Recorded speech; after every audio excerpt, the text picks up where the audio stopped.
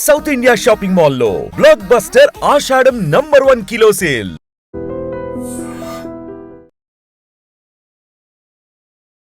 నిన్న జార్ఖండ్ మీద ఉన్న వాయుగుండం ఈరోజు ఉదయానికి నార్త్ ఛత్తీస్గఢ్ దాన్ని ఆనుకుని ఉన్న జార్ఖండ్ మీద కొనసాగుతోంది. ఇది డాల్టన్గంజ్కి 80 కిలోమీటర్ల దక్షిణంగా కేంద్రీకృతమై ఉంది.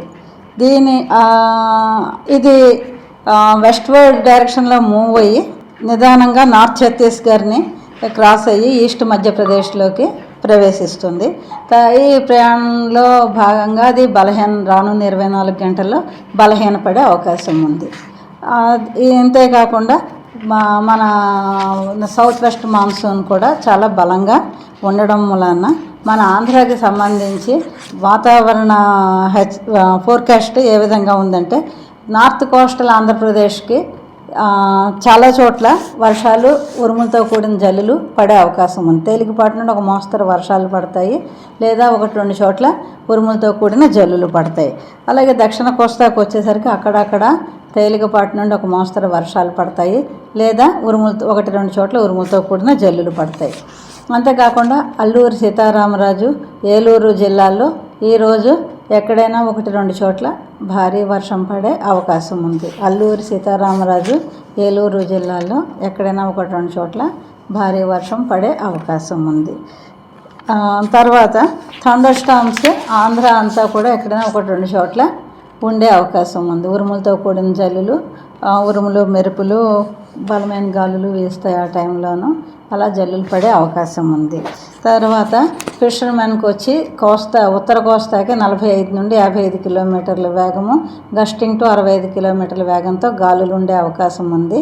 దక్షిణ కోస్తాకి 40 నుండి 50 కిలోమీటర్లు, గస్టింగ్ టు 60 కిలోమీటర్ల వేగంతో గాలులు ఉండే అవకాశం ఉంది.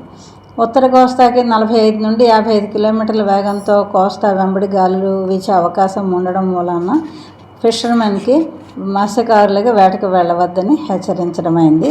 అంతేకాకుండా పోర్టుల్లో నిన్న జారీ చేసిన 3వ నెంబరు ప్రమాద హెచ్చరిక కొనసాగుతోంది. ఉత్తర కోస్తాకి 3వ నెంబరు హెచ్చరిక కొనసాగుతోంది. ఎక్కడెక్కడ కళింగపట్నము, భీమునిపట్నము, విశాఖపట్నము, గంగవరము, కాకినాడ ఈ పోర్టుల్లో 3వ నెంబరు హెచ్చరిక కొనసాగుతోంది. అలాగే స్క్వాలీ వెదర్ దక్షిణ కోస్తాకు కూడా ఉంది కనుక 40 నుండి 50 కిలోమీటర్ల వేగంతో గాలులు ఉంటాయి కనుక మత్స్యకారులు అప్రమత్తంగా ఉండమని సూచించడం అయింది.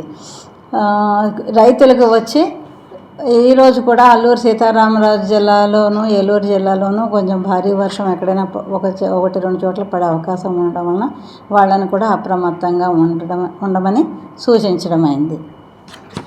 గత 24 గంటల్లో రికార్డైన భారీ వర్షపాత వివరాలు: వెలేర్పాళ్ళు 7 సెంటీమీటర్లు, కుకునూరులో 6 సెంటీమీటర్లు, కూనవరము 4 సెంటీమీటర్లు, చింతూరు, ఏలూరు, విజయవాడ, తణుకు, పిడుగురాళ్ళ ఈ ఊళ్ళలో 3 సెంటీమీటర్లుగా వర్షపాతం నమోదైంది. క్రమంగా ఈ వాయుగుండం బలహీనపడి వెల్మార్క్డ్ లో ప్రెషర్ అవుతుంది కనుక రానున్న 24 గంటల్లో మనకు కూడా కోస్తాలో వర్షాలు తగ్గుముఖం పట్టే అవకాశం ఉంది. అలాగే గాలి కూడా తగ్గుముఖం పట్టే అవకాశం ఉంది. నిజంగా ప్రస్తుతం ఉన్నటువంటి సమాజం దేనికి ప్రయారిటీ ఇస్తుంది? ఆర్థిక సంబంధాల చుట్టూ మాత్రమే తిరుగుతుంది. మళ్ళీ ఎన్నికలంగానే చాలా విరక్తి కలుగుతాం. మంచి అనిపిస్తుంది కదా, లేడీస్ కూడా ఛాలెంజింగ్ జాబ్స్ చేసినప్పుడు చాలా బాగుంటది. ట్రాఫిక్ అసిస్టెంట్స్ గా నియమించిన ట్రాన్స్జెండర్స్ అందరితో సాల్యూట్ చేయించుకుంటున్నారు. ఫుడ్ డెలివరీ ఇవ్వటానికి వెళ్ళినటువంటి డెలివరీ బాయ్ అనిల్ పై కళ్ళ ముందు